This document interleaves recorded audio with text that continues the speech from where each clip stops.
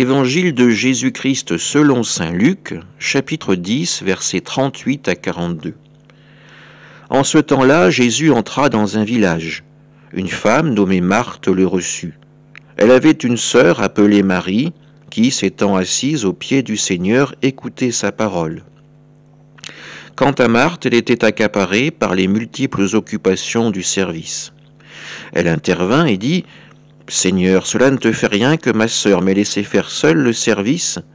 Dis-lui donc de m'aider. » Le Seigneur lui répondit « Marthe, Marthe, tu te donnes du souci et tu t'agites pour bien des choses. Une seule est nécessaire. Marie a choisi la meilleure part, elle ne lui sera pas enlevée. » Acclamons la parole de Dieu. Quand nous écoutons cet évangile, peut-être que d'une manière instinctive, par réflexe, nous prenons d'emblée la défense de cette pauvre Marthe.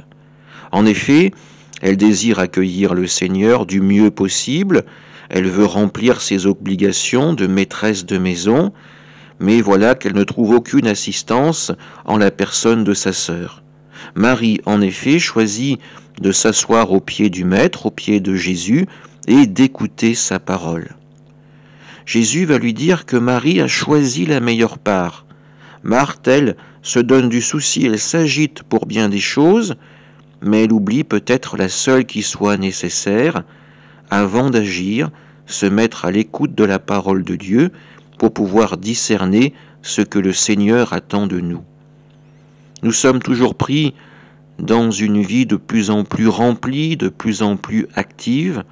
Le vide fait peur, l'ennui peut angoisser, mais le Seigneur nous invite à se mettre en sa présence, à prendre un temps de silence, un temps de recueillement, un temps d'adoration, un temps de prière, pour véritablement écouter sa parole et la laisser agir en nous.